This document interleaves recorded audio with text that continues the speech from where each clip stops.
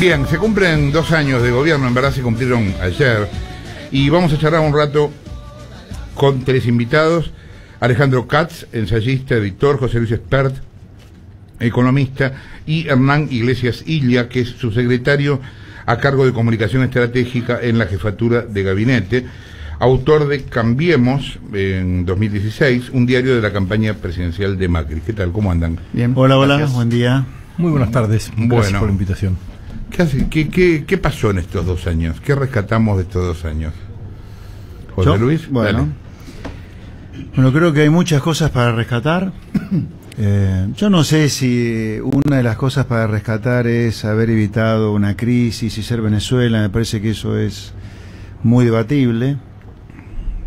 Pero yo creo que hay objetivamente muchas cosas para rescatar. Una de ellas es haber eliminado el cepo cambiario sin crisis. Eso es un mérito técnico importante. Haber salido del default es otra cosa para rescatar. Está para rescatar también reconocer el desastre que había en materia de servicios públicos y empezar a ajustar tarifas. Me parece que en cuarto lugar es para rescatar haberle dejado de hacer la guerra al campo. El campo ya no es un enemigo para el gobierno. Es una cosa ridícula que en un país de clara raíz agropecuaria como el nuestro, el campo haya sido el enemigo, como eran para los enfermos de los K. En quinto lugar, rescato que Argentina tenga otra relación con el mundo civilizado, con el mundo que progresa, con el mundo rico. Me parece bien. Ahora, me da la sensación a mí que todo esto se está utilizando para no cambiar de raíz las causas profundas de la decadencia argentina. Argentina sigue teniendo un gasto público impagable, una presión impositiva salvaje, un déficit fiscal difícil de sostener, sigue siendo una economía muy cerrada al mundo, y en materia laboral, salvo meter en cana a muchos delincuentes, seguimos teniendo leyes laborales y una configuración laboral absolutamente arcaica. Alejandro. ¿Qué hay para rescatar? Yo diría hay méritos que son de la sociedad, méritos que son del gobierno y dificultades de ambos. Creo que entre las cosas buenas que han pasado estos 2 años es que se ha recuperado un cierto espacio de pluralismo político, intelectual, ideológico. Quiero decir, dejamos de estar en una configuración en la cual hay amigos y enemigos de determinadas posturas y pasamos a tratar de construir lentamente una configuración en la cual hay ideas políticas diferentes que circulan, que se convierten en tema de controversia, que se convierten en tema de disputa o deliberación en los medios, en el ámbito académico o en el Parlamento, y eso resulta en leyes que no son votadas por una mayoría absoluta de las cámaras, automática de las cámaras, sino como resultado de negociación, etcétera. Es decir, creo que el juego de la democracia es mucho más rico, mucho más robusto de lo que era en el gobierno anterior. Creo que esto es muy importante, creo que no es menor, creo que es muy importante. Creo que es muy importante que un gobierno que, para decirlo en términos clásicos, es un gobierno de centro-derecha, en la medida en que es un gobierno que cree que la economía va a estar dinamizada básicamente por el capital y no por la demanda, que prefiere privilegiar el desarrollo del capital que del salario, etcétera, que ese gobierno se haya hecho cargo del país sin intentar llevar adelante ninguno de los dogmas que el pensamiento económico de derecha tradicionalmente quiso imponer y que condujeron sistemáticamente a caos y a crisis y sobre todo a grandes perjuicios sociales. Entonces creo que hay otro gran activo, es un gobierno proclive al desarrollo de una economía capitalista que sin embargo está muy atento al destino de los sectores populares y vulnerables. Creo que con todo faltan muchas cosas, no en la cuenta del gobierno, ni en la cuenta de la sociedad, en la cuenta de nuestro país. Y creo que algunas de las cosas que faltan tienen que ver con la debilidad del análisis político que circula entre nosotros. Un análisis que tiene mucha propensión a los extremos y poca capacidad de situarse en los matices, ¿no? Digo, abierto, cerrado, estatalismo, mercado, capital, trabajo, y creo que nos falta entender que la dinámica real es una dinámica mucho más compleja que la de los dogmas y que debe tramitarse en los conflictos reales que tienen que ver con situaciones delicadas, cuidadosas, complejas, de no fácil resolución, que no hay soluciones simples a problemas complejos. Creo que esa discusión todavía no es suficientemente robusta como para imaginar un futuro realmente atractivo. Hernán. Coincido bastante con lo que dijeron acá José Luis y Alejandro, y las cosas que veo que ellos sienten que les faltan, nosotros también pensamos también que son direcciones en las que estamos avanzando y que son conversaciones largas que van a ir mejorando y se van haciendo más robustas a medida que pase el tiempo, y que como sociedad aprendamos a tener a discutir sobre los temas y sobre las ideas y las cosas que nos faltan de manera más genuina, ¿no? Nosotros estamos realmente bastante satisfechos y orgullosos con este camino de estos 2 años. Creemos que en lo económico asumimos una situación delicada.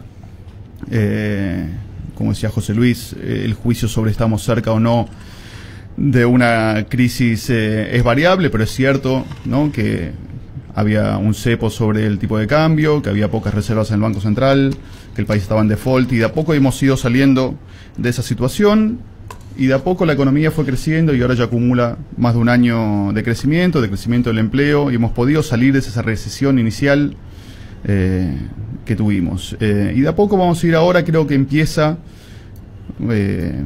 una nueva fase del gobierno, creo que está demostrada, o el inicio simbólico de esta fase fue el discurso del presidente en la cúpula del CCK, creo que fue el 30 de octubre, una semana después de las elecciones, donde propuso estos 3 consensos básicos para Argentina, alrededor de los cuales queremos ordenar un poco el avance de los próximos meses y ojalá de los próximos años, ¿no? Digo, los consensos básicos, para los que no los recuerden, uno es sobre la responsabilidad fiscal, que todos los niveles de gobierno gasten más o menos algo parecido a lo que ingresan, y una lucha contra la inflación, que nos pongamos de acuerdo los argentinos de que no queremos tener más inflación, nunca más. Otro eje más institucional, de decirle no a la corrupción y hacer las cosas para tener instituciones más fuertes que hagan muy difícil la corrupción de los gobiernos que vengan. Y otro eje, darle prioridad absoluta a la creación de empleo formal y a mejorar la estructura productiva de la Argentina, ¿no? Creo que si trabajamos en esos 3 ejes en los próximos años, y son ejes que de a poquito han ido aflorando en el gobierno y creemos que tendrán mucho protagonismo en el que viene y los próximos, podremos ir en un camino respetado por casi todo el mundo. Vos es que hoy justo estamos haciendo un balance y hoy se conoció, y empiezo por vos para preguntarte, la estadística de pobreza. Y hay más pobres, o sea, hay más pobres hoy que en el 2015. Después cada uno verá las conclusiones por las que esto pasa. Y hay otra estadística que cuando vos vas achicando el foco, que es todavía peor, que es que la mitad casi de los chicos en la Argentina son pobres, de los chicos. Con todas las complicaciones de, en muchos casos, irreversibilidad que eso trae, porque lo hemos dicho 1000 veces, lo repetimos para que la gente se acuerde, lo que el chico no come en los 2 primeros años no tiene vuelta. Lo que no ocupa la materia gris lo ocupa el líquido encefalorraquídeo. Lo que no hay es parte libre. O sea, eso crece hasta un punto, y después no es que te pueden sacar el líquido encefalorraquídeo y meterte materia gris. O sea, para decirlo de una manera bestial, estamos criando en un sector generaciones de chicos idiotas. Y esto yo creo que lo vemos en la vida cotidiana. Cada vez hay más puntos de distancia entre un tipo que vive en La Matanza y uno que vive en Capital. A veces te cuesta entender lo que dice, o a él le cuesta entender lo que vos le decís, ¿no? ¿Eso es parte de lo que pasó estos 2 años? ¿Es parte de lo que viene pasando? ¿Estos 2 años se acentuó? Son varias preguntas. Creo que para empezar, nosotros el punto de partida con respecto a la lucha contra la pobreza son las cifras del INDEC. Nosotros respetamos muchísimo, obviamente, el trabajo de la UCA todos estos años, pero realmente nuestra manera de medirlo son las cifras del INDEC, que empezó a medir porque no existían estadísticas y estaban manipuladas después de varios años, en el segundo trimestre de 2016. Desde entonces la pobreza perdió 4 o 5 puntos, pero no es nada para vanagloriarse, sigue siendo muy alta, sobre todo en los chicos, como decías, y tenemos que hacer un trabajo de poder lograr que cada trimestre o cada semestre, como mide el INDEC, baje un poco durante muchos años. Nosotros, si hay algo que queremos insistir en la sociedad, es esta idea de trabajemos a lo largo de varios años, no nos volvamos locos con crecer mucho un año o crecer demasiado rápido, no incubemos la próxima crisis, mantengámonos varios años sin crisis y nos va a ir bien, vamos a crecer, vamos a ir bajando la pobreza de a poco, pero es un trabajo que lleva mucho tiempo y que exige consensos amplios como que son los que hemos estado tratando de armar con los gobernadores y los bloques parlamentarios en estas semanas. Vos como economista, José Luis, ¿cómo ves ese tema? ¿La pobreza? Sí. Ya, yo creo que es inevitable, independientemente de quién la mida, si el que la mide lo hace de buena fe, que la pobreza haya subido algo comparado con 2015, me parece esperable. Hiciste un ajuste de tarifas importante, devaluaste de manera significativa, y la economía recién empezó a crecer hace pocos trimestres. Así que si la pobreza subió, no me parece algo fuera de lo esperable. Eso a mí no me parece que sea en todo caso criticable. Lo que yo critico del gobierno es, no sé si es por falta de coraje o porque realmente no hay convencimiento de algo que ustedes conversaban en los últimos días, hoy con una chica que hablaba de los números de pobreza de la UCA, y hace unos días con Guadagni, ¿no? El tema de pobreza de la exclusión. O sea, es muy interesante eso, yo se lo decía hoy a una chica, lo voy a repetir. Guadagni me dice, yo no hablo de pobres, porque el pobre puede salir de su situación, hablo de excluidos, que son los que casi nunca van a poder salir, ¿no? Yo creo que acá, y yo voy a repetirme con lo que he dicho y escrito, Argentina necesita hacer un cambio de 180 grados en lo que viene haciendo. Y hasta ahora yo no veo ninguna medida que apunte a ese cambio de 180 grados en el gobierno, ni siquiera veo al gobierno planteando esa discusión de manera clara, con un presidente hablando por cadena y sincerando los debates. Por ejemplo, hoy tenemos un debate sobre el tema del sistema jubilatorio entre esquizofrénico e hipócrita.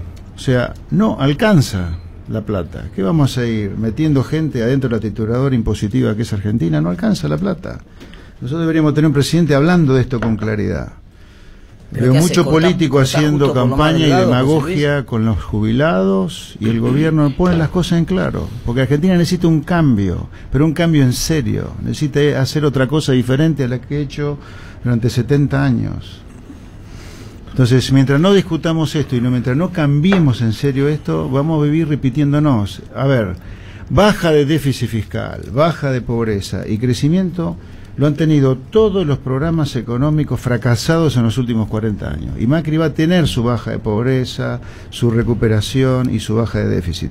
Pero así no es el camino, porque, por ejemplo, Macri te dice que baja el gasto público, el gobierno dice, no lo está haciendo, pero no te baja el gasto público, porque lo que bajás algo por subsidios, la cuenta de intereses, por el famoso puente que es la deuda, te está comiendo. Entonces el gasto no baja. Y si vos no bajás el gasto, la larga va a tener un problema. Alejandro. A ver, Jorge, yo dos cosas diferentes. La primera es, efectivamente, reducir la pobreza es caro, pero es fácil. Si hay transferencia de ingresos, el ingreso que se mide, la pobreza que se mide por ingresos, baja.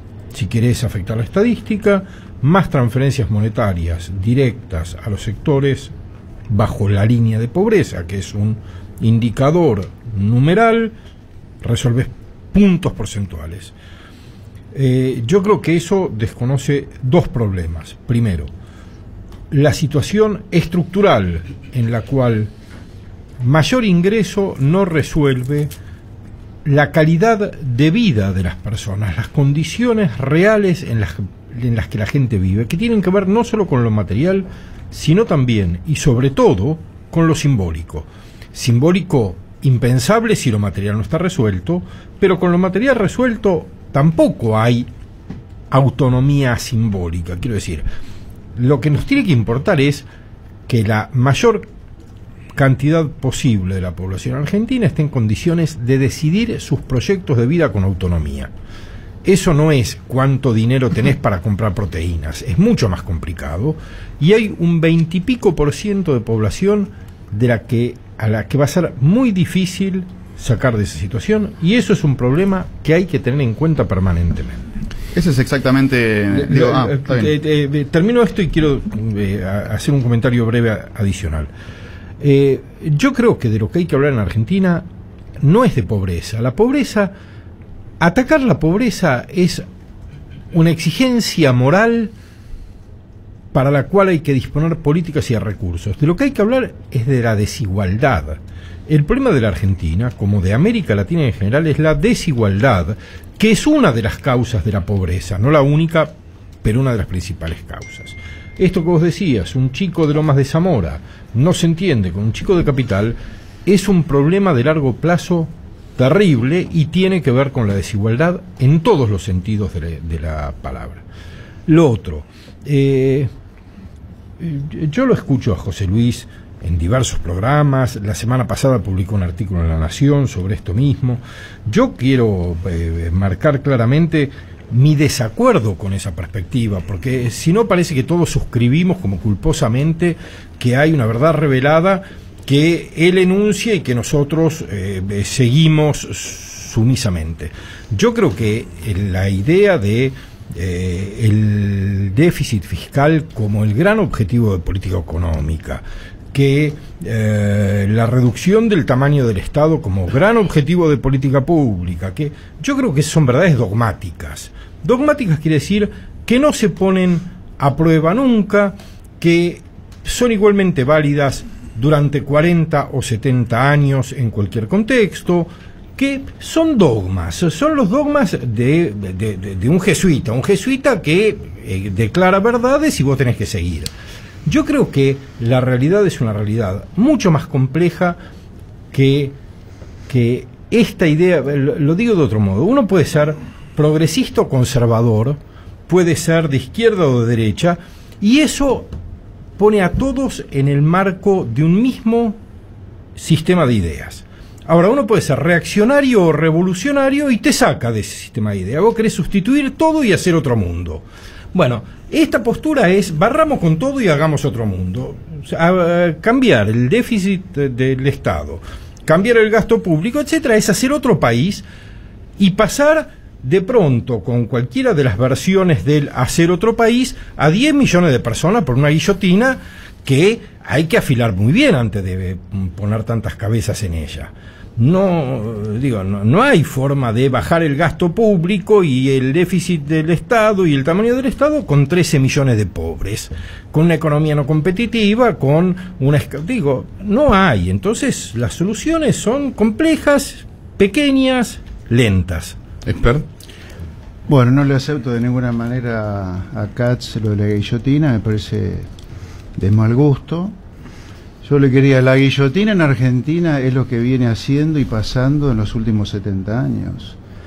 Los 12 millones de pobres o 13 millones de pobres de los cuales hemos estado hablando en los últimos días por el informe de la UCA no son causados por 70 años del dogma que vos decís que yo encarno. En todo caso, no sé si sabía, yo escribí un libro donde en lo que me baso para decir lo que creo que hay que hacer no está basado en un dogma o una alucinación enferma de mi parte, sino está basado en lo que hacen los países a los cuales les va bien y sacan sistemáticamente gente de la pobreza.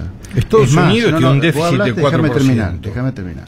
Entonces, primera cosa, de mal gusto de lo de tu alusión a la guillotina. ¿Sí? La guillotina ocurre hoy en todo caso. Segunda cosa, lo que yo digo que hay que hacer es los que hacen otros, es más, los que hacen pares como nosotros, como Perú, como Chile, en menor medida Ecuador, Paraguay, hasta Brasil está haciendo cosas diferentes a las nuestras y les va mucho mejor que a nosotros. Lo que yo digo es, hagamos lo que hacen los países a los cuales les va bien.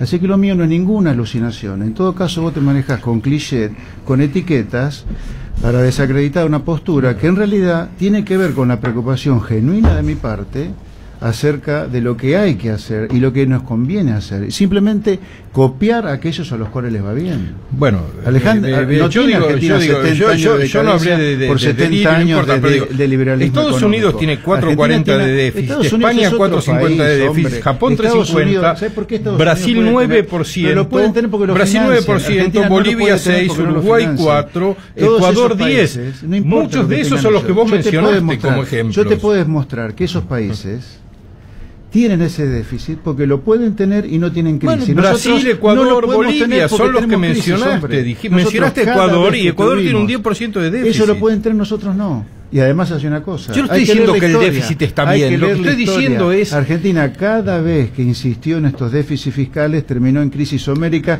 que han hecho explotar la pobreza. La yo pobreza no defiendo no el déficit. Yo no defiendo el déficit de políticas pro mercado. Yo no de que la defiendo gente el viva con lo que déficit. puede, No defiendo el déficit. Lo que critico es el discurso dogmático. No es ningún discurso es un discurso dogmático. Hablen de a uno porque si no se entiende nada. Te estoy dando ejemplo de países que hace 40 o 50 años o 20 años que hacen una cosa diferente a nuestra y les va bien. ¿De qué dogmatismo me hablas? José Luis, Reconoceme vos que negás lo que yo digo, entonces. Ecuador tiene un déficit de 8,40% pero ellos no tienen producto. La crisis nuestra, nosotros no podemos tener. No sé. Acá se han robado los depósitos 2 veces, se defoltea la deuda común de importe pero nacional. Me estás cambiando eso, el blanco. No mencionaste una serie de países como dogma. Mencionaste una serie de países. Dijiste que esos países son exitosos porque no tienen déficit y yo te digo qué déficit tienen. No lo podemos tener. Nosotros no lo podemos tener. Pero entonces no me des el ejemplo de otros países. No me des el ejemplo de otros países. Decime que Argentina no lo puede tener, aunque Ecuador lo tiene, no que Ecuador no lo tiene. Yo lo que te digo es esto. Vos me decís que lo mío es dogma. Lo mío no es dogma. De ninguna manera es dogma. Es simplemente hagamos cosas que algunos países hacen y que les va bien. Nosotros no podemos tener un déficit fiscal, ya que vos te agarrás de Ecuador, porque nosotros nos prendemos fuego a la larga con estos déficits. Entonces, primera lección que deberíamos aprender, y me extraña que no la hayamos aprendido, de hecho vos demostrás que no la has aprendido, no podemos tener estos déficits fiscales, no lo podemos tener, porque ¿sabes quién paga las crisis? La paga el pobre. José Luis, yo no soy un defensor del... Yo no soy un defensor del déficit. Yo no soy un defensor del déficit. Lo que digo es que las políticas de austeridad en un país como la Argentina incrementan la desigualdad. Falso. Las políticas de austeridad, Estado, reducción del Estado en los 70, reducción del Estado en los 90, momentos de incremento de la desigualdad. En los 90, ¿sabes cómo terminaron los 90 con un default de la deuda pública? Lo cual te demuestra que es falso que achicamos el déficit en los 90. Vos no defaulteás una deuda con un Estado chico. Es falso lo que decís. Es falso. Es falso que achicar al Estado traiga crisis. Achicar el Estado trae crisis en la Argentina, claro que la trae. Transfiere recursos son las crisis de financiamiento del fisco, y esas crisis siempre han tenido que ver con un Estado que llega un momento que no hay nadie que lo financie. Pero el gobierno está diciendo que tiene como un objetivo reducir el gasto, pero reducir el gasto, 2 años después no lo está haciendo. ¿En qué sentido? Reducir el gasto. No lo está haciendo. ¿Por qué sí que no lo está haciendo?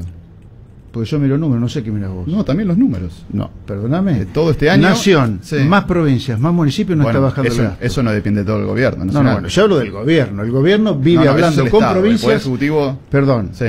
El gobierno no es solamente el gobierno nacional. Bueno, son 3 niveles de gobierno. Son los Nación, gobiernos. Gracias por la clase. Pero decimos una cosa: no firmamos un consejo fiscal del gobierno hace un mes justamente para atacar este problema. Es una promesa de bajar el gasto. Hasta ahora no ha bajado el gasto. El gobierno pero la política son promesas, negociaciones, acuerdos. Yo te digo, prometo lo que quiera, pero hasta ahora no me digas que bajaste el gasto. Lo demás es enunciar un supuesto ideal que va a funcionar de un modo perfecto, cosa de la que no tenemos ninguna evidencia y por tanto es una dogmática. No hay ningún país perfecto, por supuesto. No tenemos ninguna evidencia. Somos el único país. Somos el único país. No somos el único en nada, desgraciadamente. El único, sí. Somos el único. ¿Sabes qué en algo? Te equivocás de nuevo. ¿Sabés en qué somos el único? Somos el único país que, habiendo sido top 10 mundial a mediados del siglo XX, 70 años después son número 50. Seguir con el discurso del top 10 mundiales, convertir una serie de azares. No es azares. Medio siglo no es azar. Perdóname, Alejandro, conectate con los números. No podemos. Pero por supuesto que estoy conectado con los números. Medio siglo top 10. No desdeñes. Medio siglo los números. Perdón, permiso. No, de ningún modo. Permiso, señores. Fíjese qué difícil el debate en Argentina. Argentina, porque ni siquiera nos ponemos de acuerdo, no en lo que va a pasar, que ahí puede haber opiniones divididas, sino en la realidad, vamos. No tenemos números, digamos, no puede haber dos personas, uno diciendo el gasto bajó, el otro diciendo el gasto subió, digamos, el gasto o subió o bajó. Bueno, a ver, yo digo el problema es que con expertos, toda discusión es una discusión sobre el gasto público. No hay discusiones de políticas públicas, no hay discusiones. Digo que hablemos de otra cosa. Uno termina discutiendo si el gasto público. Yo creo que Argentina debería ser un país mucho más abierto al comercio mundial de lo que es. Es el país más cerrado al comercio que hay en el mundo, condenado por la OMC en 2015, cosa que nunca ocurrió en un cuarto de siglo. Yo creo que hay que ir abriéndolo. Pablo Garchunov dice, si vos abrís la economía hoy, provocás 500.000 nuevos pobres y 60.000 nuevos piqueteros. Discutimos los conceptos. Eso es política. Eso es política. Incorporás la realidad en tu análisis. No es así. ¿Sabes por qué no es así? No, Argentina, sí es así. No es así. No es así. Te voy a explicar por qué no es así. Porque Pablo Garchunov no sabe nada. No, es otro que no mira los números. No estoy hablando de Pablo Garchunov. Estoy hablando de lo que vos decís. Yo te acabo de citar a Pablo Garchunov. Eso es lo que dije. No, yo lo que digo, acá hay una concepción equivocada y hay una dinámica en la discusión completamente equivocada, que es la siguiente. Argentina, rápidamente, cuando uno habla de cambiar, discute sin meditar un segundo. ¿Qué podría pasar si cambiamos, sino las consecuencias de cambiar? Como si estuviéramos en Suiza. O sea, tenemos 30% de la población pobre, por lo menos 70 años de estado de bienestar, redistribución de ingresos y bla, bla, bla. Y sin embargo, cuando uno dice, che, ¿y si cambiamos? No, enseguida discutimos, pero pará, el aumento en la pobreza dirección del cambio, José Luis, déjame un segundo. Todas estas tendencias que vos marcás, hay un diagnóstico compartido por el gobierno y por casi todo el mundo, que los impuestos son demasiado altos, que el gasto es demasiado alto, que el déficit es demasiado alto y que Argentina está demasiado cerrada al mundo. Es un diagnóstico que lo comparte casi todo el mundo. Y sin embargo, sin cambios. No, ¿cómo 2 años sin cambios? Si ha bajado la presión tributaria. No, la presión tributaria estuvo creciendo 2 puntos por año dentro de 10 años y después empezó a cambiar. La tendencia es en la otra dirección. Vos por ahí no estés de acuerdo con la velocidad, y lo comprendo y me parece un debate genuino, pero no digas que no se ha hecho nada. De a poco. No, sí señor. Espérate. No, esos son números oficiales. No discutamos, como dice Martín, no discutamos sobre los números porque eso la presión tributaria, vos bajaste algo los impuestos, algo el impuesto a la ganancia con el mínimo imponible. Los 2 años que algo las retenciones. Bastante. ¿Sí? Y ahora, con este paquete impositivo, le vas a partir la cabeza a la gente de a pie, con el impuesto a la renta financiera. ¿Cómo? Metáforas de ese tipo me parecen poco útiles para el debate. ¿Cómo? No va a haber impuesto a la renta financiera para la gente que tiene un plazo fijo. Metáfora, partir la cabeza me parece un poco... es un impuestazo fenomenal, porque la gente que tiene un plazo fijo no gana en términos reales con respecto a la inflación. Y vos le vas a cobrar un impuesto sobre eso. No si no ganan en términos reales frente a la inflación, no va a ser... Y si gana sobre la inflación, sí. No es así. La presión impositiva global no está bajando. Vos estás metiendo cada vez más gente dentro de la trituradora impositiva que tiene es la Argentina. Vos tenés que recaudar en lugar de 37 puntos el producto como se recaudan hoy. Me parece que todos estos meses te estás negando a ver cambios en la dirección que vos pedís. Quizás no sean tan rápidos como vos pedís, pero la inserción inteligente al mundo, por ejemplo, no ha bajado. Veo que insistís con lo mismo y estamos claramente no estamos de acuerdo. Entonces, espera, Hernán. Estamos de acuerdo. Hablame de que las promesas algún día las van a cumplir. Hasta ahora no la han cumplido. Es más, sobre el discurso del presidente. Déjame decirte una cosa sobre el discurso del presidente. El discurso del presidente es fantástico. Gracias. El del Centro Cultural Kirchner. Ahora, él dice ese día que es una estafa al contribuyente que haya 1.700 empleados en la biblioteca del Congreso. El otro día no echa a nadie. O sea, pero, pero además tampoco es echar gente de un día para el otro. No se trata de echar gente de un día para el otro. Que no echan gente como consecuencia de la presión impositiva. No se trata de echar gente de un día para el otro. Se trata de entender que hay mucha gente. Echan gente. Se trata de entender. Se queda sin trabajo como consecuencia de la presión impositiva. ¿Alguien se ocupó, por ejemplo? No solamente como consecuencia de la presión impositiva. Pero si el Foro Económico de Davos, el Foro Económico de Davos, el Foro Económico que tengas la razón. El Foro Económico de Davos, que no es el Foro Económico de Davos, el Foro Económico de Davos, el poder de lobby. El poder de lobby sí está del lado. Es tu estrategia no dejar de hablar. Vos me hablas encima, qué diferente. No dejas de hablar en ningún momento. El intratal es esa noche, voy yo. La estrategia es poner un tema y no dejar hablar a los corten, salgan de mi terreno, por favor. El Foro Económico de Davos muestra claramente que América Latina es el continente más desigual de todos y que en este continente desigual las grandes fortunas crecieron en los últimos 10 años 21% anual. ¿Pero qué tiene que ver eso con la decadencia argentina? Explícame lo que nos pasa a nosotros. ¿Puedo yo hablar de lo que yo quiero hablar y no de lo que vos hablas del querés que sexo yo en hable? Los Ángeles, hombre, vos. Vos Las querés, fortunas en el mundo, nosotros te das que cuenta somos un pueblo muerto de hambre.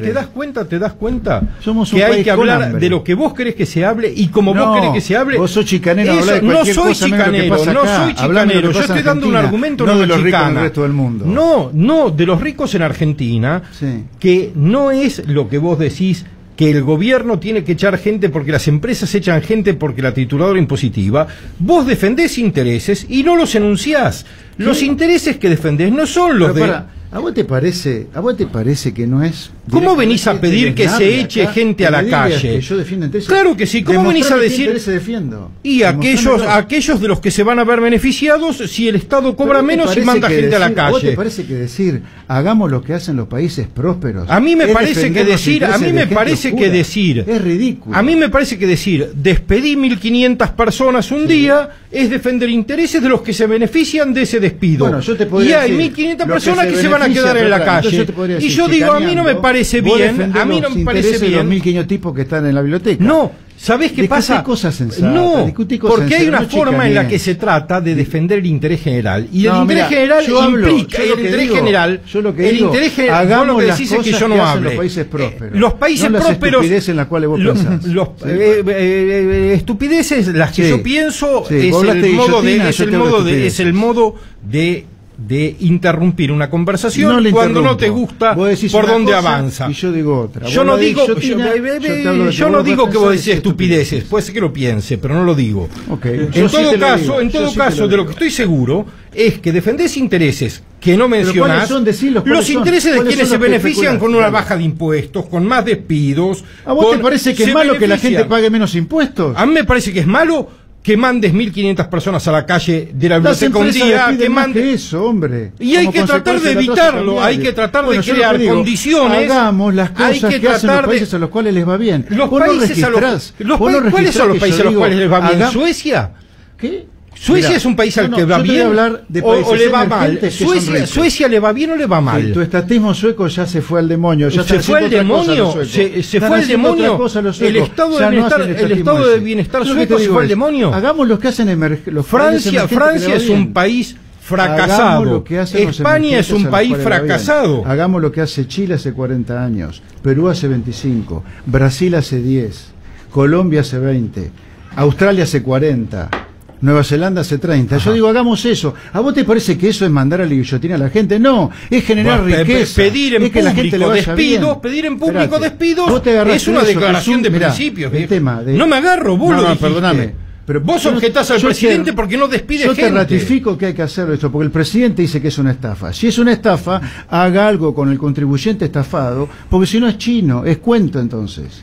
Sin duda que si el presidente dice que es una estafa para el contribuyente, el presidente tiene que hacer algo con eso. Si él lo dice, tiene que hacer algo. Hacer Eso algo que no es digo. despedir José Luis, gente, no hay depende muchas de él. cosas Aparte, para no hacer. depende de él. Bueno, a ver. Pero además hay muchas ponele, cosas para eso hacer. exactamente no depende de él. Ok, dame otro Bueno, ejemplo. te digo, otro ejemplo, se están haciendo un El montón de presidente cosas. dice 1,5 millones de empleados públicos los heredé de la gestión anterior para disimular el desempleo. 1,5 millones Pero no ¿qué son ¿Qué hacen? es un seguro los de empleados del desempleo Estadio del Nacional. gobierno? Pero Pero- además otra cosa, pero bajó yo bast- creo que no solo hay que ir a un Estado Digo. pagable, sin déficit, sino que la economía argentina tiene que abrirse más y tiene que tener nuestras leyes laborales. No es un tema fiscal nada más. Es un tema del conjunto de políticas que Argentina viene aplicando Sí, pero hace vos, 7 décadas. me sorprende que vos creés que este diagnóstico que haces sos el único, tipo un ángel No, solidario no. en el Yo mundo ahí dije diciendo eso. tu propia Yo dije verdad. No, eso. es lo que parece. Yo no di- y ah, haces ok. un Es lo que diagnóstico, parece. Y un puede diagnóstico estar que compartimos equivocado. mucho. Yo creo que la diferencia que tenés vos con el gobierno son más de velocidad de aplicación y en cambio nosotros reconocemos que estamos avanzando por un sendero finito, empinado, despacio, paso a paso, que tenemos de un lado presiones para un lado, de otro lado presiones para el otro, y que sin embargo en estos 2 años hemos podido avanzar bastante exitosamente en lo económico, en lo institucional, un poco calmar a la sociedad, abrir discusiones y también, que también es importante para nosotros, haber confirmado en las elecciones que Cambiemos no llegó de casualidad al gobierno, sino que tiene intenciones de quedarse, de reafirmarse en el poder y de iniciar una nueva etapa en la Argentina. Nosotros no queremos hacer solamente el mejor gobierno, papá. Nosotros queremos iniciar una nueva etapa en la historia argentina. Que después vengan otros gobiernos. ¿Qué cosas quisieron y no pudieron hacer en estos 2 años? Creo que no sé si son cosas, son caminos. Nosotros planteamos las cosas más en términos de caminos y de conversaciones. Nosotros creemos que la Argentina necesita integrarse o insertarse inteligente al mundo progresivamente. Ahora somos el tercer país más cerrado del mundo, después de Sudán del Sur y Nigeria. Compartimos el tercer puesto con Brasil. Y queremos que eso deje de ser así. Pero también entendemos las limitaciones que tiene la estructura productiva argentina para hacerlo demasiado rápido. Por eso lo hacemos a la velocidad a la que la sociedad argentina está dispuesto a aceptarlo. Por ejemplo, hace 2 años parecía imposible que se abriera la importación de notebooks y de computadoras. Eso hoy se pudo hacer, se protegió a los trabajadores que trabajaban en las empresas anteriores. Al final ni siquiera resultó necesario hacer nada demasiado complicado, porque las empresas que antes fabricaban ahora importan, tienen un montón de trabajo, bajaron los precios, etcétera. Se pueden hacer un montón de cosas a cierta velocidad, pero siempre sin parar ningún día de hacerlo, ¿no? Esto es lo que llama el presidente el reformismo permanente, por este sendero finito y empinado que tenemos, y me parece que vamos a seguir así, incorporando cada vez más actores a la conversación, a participar de los debates que estamos haciendo. Creo que las negociaciones con los gobernadores son realmente históricas, me parece, los acuerdos que hemos llegado, y si pasan las reformas que están en el Congreso en este momento, va a ser muy importante, un inicio de una nueva etapa realmente en el gobierno. Sobre eso te quería preguntar, porque a veces da la sensación que el gobierno originalmente plantea un proyecto, una idea, se sienta a negociar y termina totalmente cambiado. Entonces, ¿cuál es el gobierno?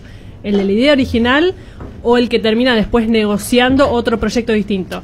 Reforma laboral, el pacto fiscal, bueno, la fórmula de las jubilaciones, etcétera, cambian notablemente después de sentarse a negociar. Yo creo que cambian más bien la aplicación y los detalles, y no tanto el espíritu general. Nosotros habíamos propuesto una fórmula de movilidad basada en la inflación, que es como tienen la mitad de los países de la OCDE, los países a los que nos queremos parecer, y el bloque peronista pidió agregar a la fórmula parte de un índice de salarios del Ministerio de Trabajo, y nos pareció sensato y razonable, y que no rompía ninguno de los preceptos básicos de la reforma, y decidimos incluirlo. Pero ahí, por ejemplo, el ahorro fiscal no es el mismo con una fórmula que con otra. Digo, por eso es un poco menos, sí, pero bueno, nos pareció razonable, y en virtud de llegar a acuerdos en el Parlamento en esta nueva época, nos pareció que valía la pena, y que además se ajustaba a modelos extranjeros que han funcionado, y que va a permitir esto llegar. Si nosotros logramos tener un acuerdo sobre la fórmula con alto consenso que puede durar muchos años, eso vale la pena más que el costo fiscal de corto plazo, ¿entendés? Muy técnico sobre la fórmula. Yo creo que si el gobierno acordara en la oposición remediar la pérdida que los jubilados tienen en el primer ajuste, que es marzo, me parece que el proyecto podría caminar bien sobre el Congreso. Después, hacia adelante, la verdad que no necesariamente la nueva fórmula va a provocar una pérdida comparado con la vieja fórmula, pero compensando la pérdida que hay, porque en lugar de un semestre es un trimestre. Vos hablas de lo del empalme que nosotros venimos diciendo acá hace tiempo. Hernán, una pregunta. Hace un rato hablábamos ya en otra entrevista, y también se mencionó acá el tema de los chicos que al estar malnutridos. Sí. Y eso es una cosa irreversible. Es decir, que cada día que pasa, seguramente sumamos una cantidad de cientos, de miles de chicos que están entrando en esa situación, y que va a ser irreversible. Entonces, cualquier discusión que ustedes tengan acá, que parece muy interesante, totalmente, no resuelve eso. Hay sistemas, por ejemplo, como el plan PINAT, que es una cosa que cuesta $15, y vos le garantizás al chico que no entre en desnutrición, con eso dándole una por día. $15 te cuesta por mes, vos resolvés ese problema. Hay cosas concretas que se pueden hacer ya mismo para que por lo menos no siga a partir de ahora haciéndose, y sin embargo no se ve nada, absolutamente nada en el gobierno planeado a resolver ese problema crucial. No alcanza con que vos les des la asignación, porque aunque la asignación llegue y la usen en comida, seguramente le van a dar harina, y la harina no lo resuelve el problema. Es decir, hay problemas concretos que se resuelven de forma concreta, que la UNESCO los tiene estudiados, que cuestan $15 por mes, y ustedes no lo están haciendo, y no hay ningún plan para hacerlo. Me parece que eso es una cosa horrible, porque estamos generando a sabiendas un problema que no lo están resolviendo. Compartimos el diagnóstico. Lo que te digo es que el Ministerio de Desarrollo Social tiene un plan de primera infancia ambicioso, que ya creció mucho. son centros de primera infancia en todo el país, como los que están en Buenos Aires, donde reciben a los chicos de los 45 días hasta los 4 años, hasta que puedan entrar al jardín de infantes, donde se los alimenta, se los estimula.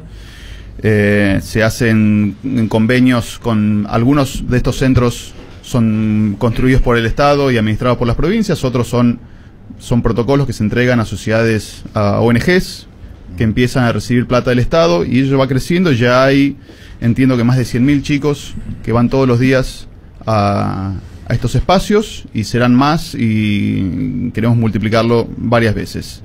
En ese sentido, ese programa existe. Después, programas internacionales hay muchos. Yo entiendo que, estoy seguro de que la ministra Stanley los conoce y habrá decidido en una dirección u otra. Después, la aplicación, ¿no? Una de las lecciones de estos 2 años de estar en la gestión cotidiana es muchas veces la dificultad del Estado en general, y especialmente del Estado argentino, como para ejecutar políticas que uno tiene en la cabeza, y después, a manera de llegar al territorio, sobre todo si esa aplicación depende de las provincias y los municipios, se hace difícil por lo cómo es la política. Está bien que sea así, ¿no? Pero que a veces el trayecto entre una idea y su aplicación pasa mucho tiempo, y hay un montón de restricciones, y que es algo que también uno va aprendiendo. ¿Te preocupa la deuda? ¿Les preocupa la deuda?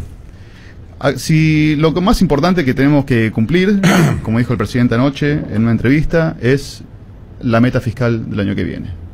El déficit del 3,2% primario del año que viene. Si cumplimos esa meta y cumplimos la siguiente, que es bajar el déficit 1 punto por año, la deuda se va a estabilizar hacia 2019-2020 y después va a empezar a bajar. ¿Por qué la meta no la hacen con el déficit total, no solamente con el primario? Bueno, justamente porque si vos vas bajando el déficit primario, después los intereses que pagás de deuda que se acumulan en el déficit total van a ir bajando necesariamente. Entonces, realmente, para evaluar los gastos y los ingresos del Estado, la herramienta más precisa y más ajustada es el déficit primario. Alejandro. A mí me preocupa un poco, digo, la deuda, por supuesto, pero me preocupa un poco más, Jorge,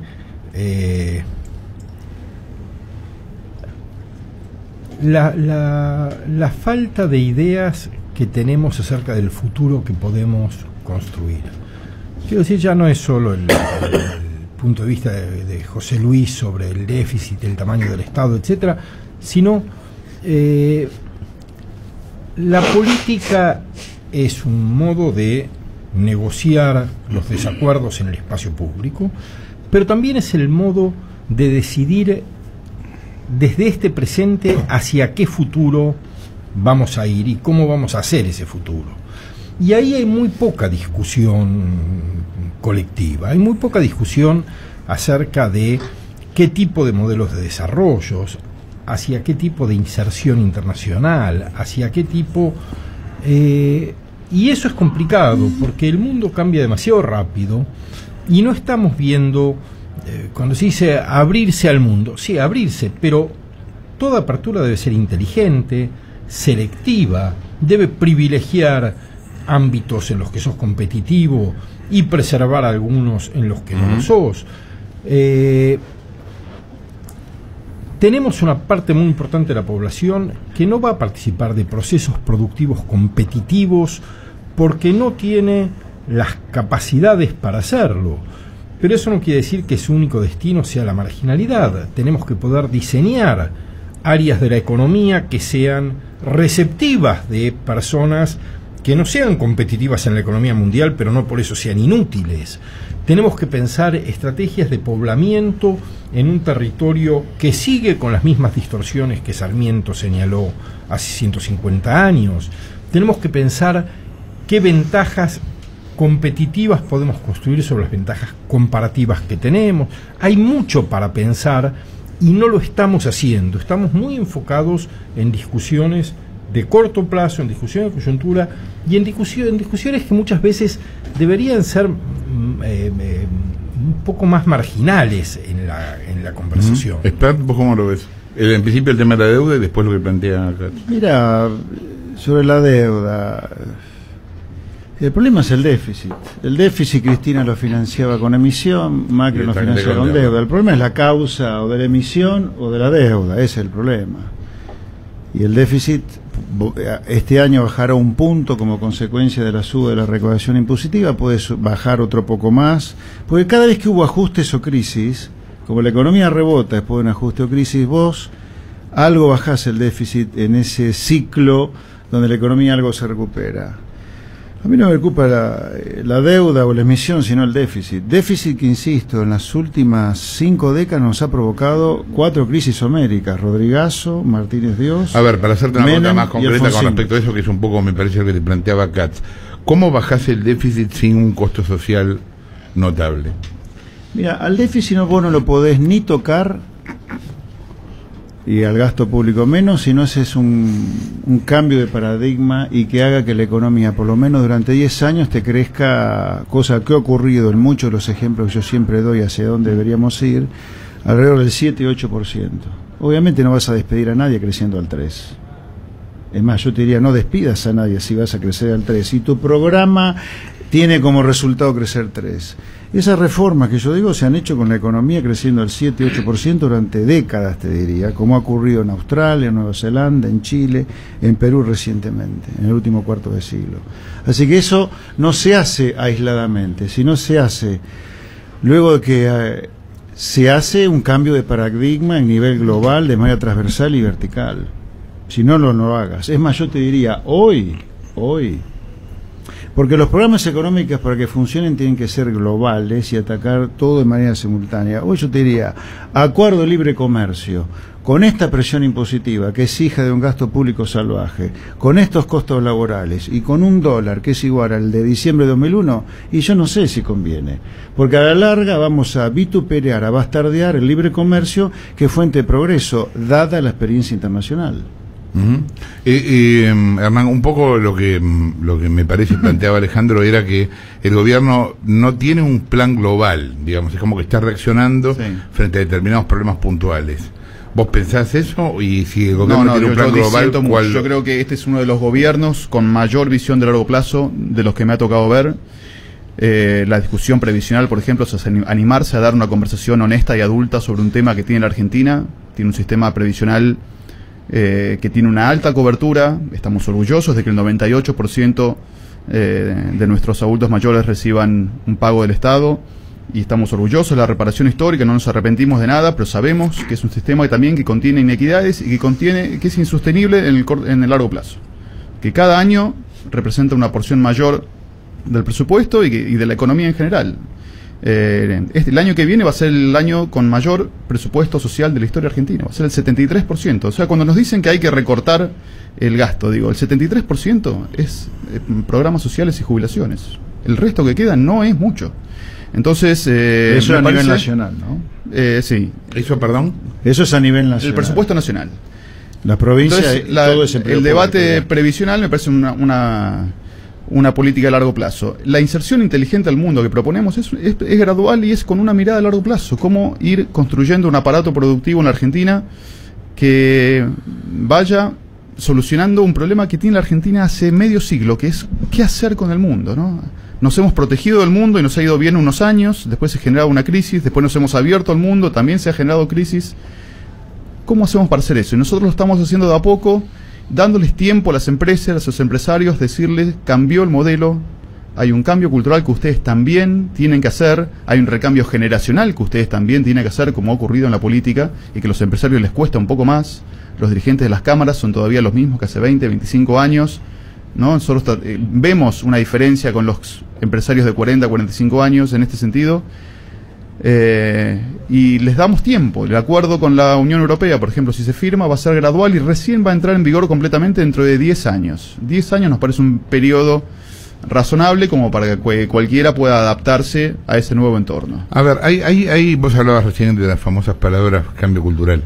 Eso se podría interpretar como una especie de proyecto a mediano y largo plazo. El problema es, si vos, no es seria la pregunta en este sentido, pero te la hago para que se entienda a lo que voy. Si vos tuvieras que decir de ese cambio cultural que se produjo en estos 2 años, ¿qué %? Yo creo que es muy bajo ese % del cambio cultural.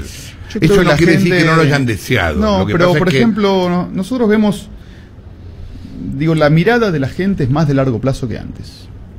En estos 2 años la gente entendió que el gobierno le proponía un camino difícil, que llegamos con una situación delicada, que íbamos a tomar decisiones complicadas, como las tarifas, como liberar el tipo de cambio, que quizás podrían generarle problemas en el corto plazo, pero que eran necesarias después para volver a crecer y tener una economía más sana.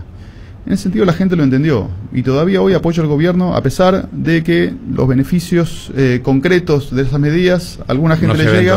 No, para mucha gente claramente le llega, la economía ya está creciendo vigorosamente hace varios trimestres, pero otra quizás no, y sin embargo hay una confianza en ese sentido. A ver, cerremos con eso. ¿El cambio cultural empezó a producirse o no, Alejandro?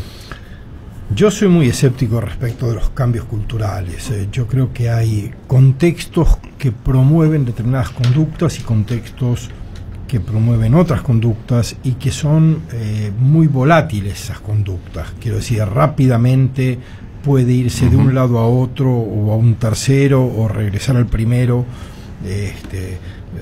Creo por eso que es importante permanentemente tener una discusión muy intensa acerca de qué tipo de sociedad se quiere, de cuáles son las alternativas, de cuáles son los costos, de cuáles son las posibilidades y para quiénes, porque no todo esto es igual para todo el mundo, ni mucho menos. Creo que ideas como cambio cultural, consenso, etcétera, son ideas muy frágiles, son ideas que nos ayudan a hablar de las cosas, pero que no son exactamente lo que las cosas son. ¿Vos cómo lo ves? Yo disiento con Hernán de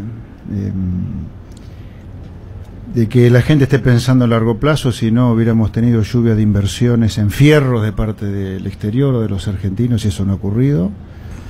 Lo que la gente deposita en promedio a no más de 120 días, 100 días, y las LEVACs, la duración que tienen desde 100 días, se sigue pensando muy a corto plazo.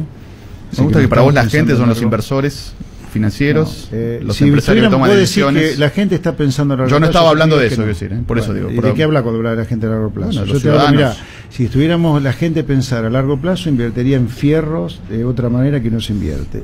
Segunda cosa, sobre el cambio cultural, que aludías vos. Yo no creo que este gobierno esté planteando la necesidad de que Argentina, para quebrar 70 años de cadencia, haga algo diferente, de manera mucho más fuerte de lo que habría que hacerlo. Acá no se trata de hacer una cosa muy diferente o de aplicar dogmas, sino de imitar a los que le va bien. Gracias a ustedes por haber estado acá. La próxima vez voy a traer barro, porque así van a estar más cómodos peleándose. Y les pido que vengan en traje de baño. Gracias, Alejandro Katz, ensayista, editor, José Luis Espert, economista, y Hernán Iglesias Illa, subsecretario a cargo de Comunicación Estratégica de la Jefatura de Gabinete. Gracias.